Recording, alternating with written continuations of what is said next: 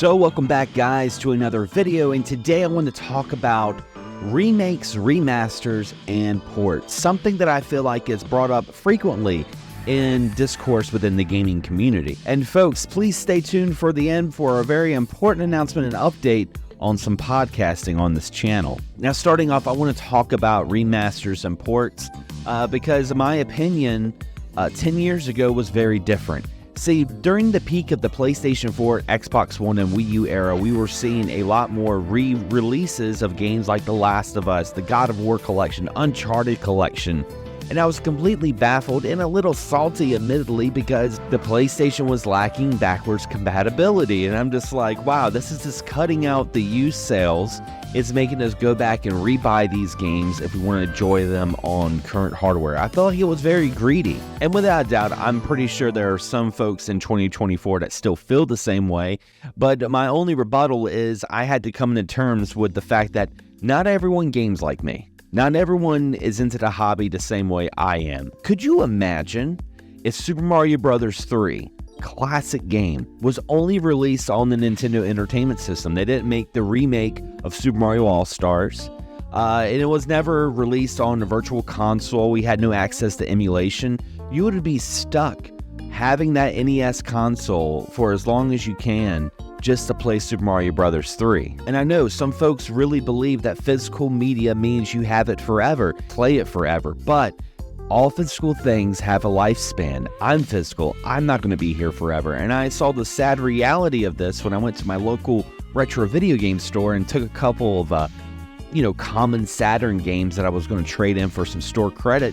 And come to find out, my copy of Street Fighter Alpha was showing the early signs of disc rot. So while, yes, in some regards, remasters and ports can seem a little greedy, it also is towards archiving these games. It makes more gaming preservation. Instead of just one cartridge, now you have different ports, you have different releases, and most importantly, more folks can enjoy the game. Because retro prices are expensive. I was super excited to hear about Lunar, the HD collection, because there are a lot of JRPG fans who have still never played the Lunar series, and sure, you could jump on it through emulation, but some folks don't want to do that. But I would hate for them to think that they would have to get a copy of Lunar and buy either a PlayStation 1 or a Sega CD. That's why I really like this HD remaster. Mega Magic Flame! And sometimes the remasters add quality of life improvements. A great example of that would be Phantasy Star, the Sega Ages port on the Nintendo Switch.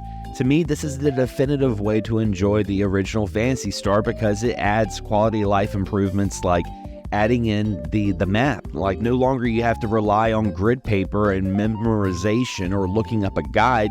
You actually have a map at the top of the screen. That's very small, but it's a big improvement. So without a doubt, I will definitely double dip and I will buy a remaster, especially if it has just some nuances and some extra little things that makes the game even more enjoyable. What's wrong with that?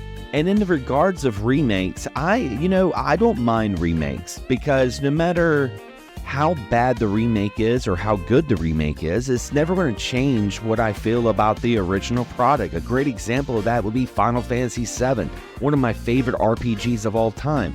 I enjoyed Final Fantasy VII Remake. I thought it was a lot of fun. Final Fantasy VII Rebirth, though, just did not click with me. It was not a game that I was extremely excited to play. I tried to really grind away and enjoy the game for what it was, but it just wasn't my thing. But that doesn't change my opinion on Final Fantasy VII. A matter of fact, because this game has now been ported everywhere, I can go back and play Final Fantasy VII on my Nintendo Switch, on Steam, on PlayStation. I even had the PlayStation Classic. I can play Final Fantasy VII here if I want to. So despite what direction Square Enix has taken the Final Fantasy VII series, I still love it. And I'll admit, some games don't need a remake. Resident Evil 4 was a prime example. I think that game is perfect for what it is. But let's face it, that Resident Evil 4 remake, it's freaking awesome.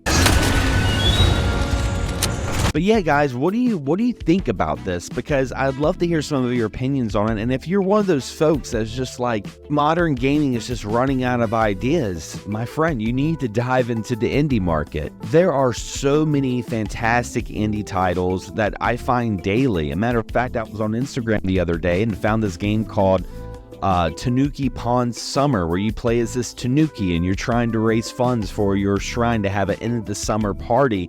Doing so, you ride your BMX bike and you mail packages, form relationships and friendships with your neighbors from the village. Before you know it, you're sumo wrestling, you're playing baseball, catching bugs. And this is made by a very small Japanese indie team. And I think that more folks need to, broaden their horizons and really look at some of these games, because if you're someone who is just like looking at whatever AAA games coming out or, modern gaming industry stuff, then yeah, it is very stale. It's almost in the same ironic way of saying that modern music sucks when all you listen to is the radio. You definitely gotta dive into the indie market. And speaking of the indie market, I actually have a new podcast that I'm co-hosting with Jeffrey Wittenhagen from Hagen Alley's Books and Premium Games, called the Indie Credible Podcast. It's going to be a weekly podcast where we cover, all sorts of indie titles, new indie games, old indie games,